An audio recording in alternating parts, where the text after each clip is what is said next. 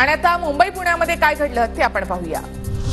मुंबईला पाणीपुरवठा करणारा तुळशी तलाव ओव्हरफ्लो। रात्रभर सुरू असलेल्या पावसामुळे तुळशी तलाव तुडुंब भरला। यातून मुंबईला दररोज सरासरी 18 दशलक्ष लिटर एवढ्या पाण्याचा पुरवठा केला जातो। पुणे जिल्ह्यातील धरणांमधील पाणीसाठ्यामध्ये वाढ। सर्व धरणांमध्ये मिळून 47.86 टीएमसी पाणीसाठा। मुंबईच्या ग्रँड रोड परिसरामधील नाना चौकामध्ये इमारतीचा भाग कोसळला। 4 जण जखमी तर एकाचा मृत्यू झाल्याची प्राथमिक माहिती। मध्य रेल्वे मार्गावर उद्या ब्लॉक। उद्या सकाळी 11 ते दुपारी 3 वाजेपर्यंत माटुंगा आणि मुलुंड स्थानकाच्या दरम्यान ब्लॉक असेल, तर हार्बर रेल्वे मार्गावर सुद्धा उद्या मेगा ब्लॉक। मुंबईसह उपनगरामध्ये मुसळधार पावसाची हजेरी। मुसळधार पावसामुळे सखल भागामध्ये पाणी साचलं। पुण्याच्या पुरंदरमधील निरा गावामध्ये गावगुंडांकडून दहशत माजवण्याचा प्रयत्न।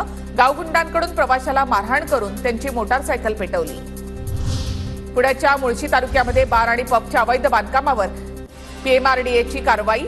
भुगाव आणि भुकुममध्ये पीएमआरडीएची कारवाई।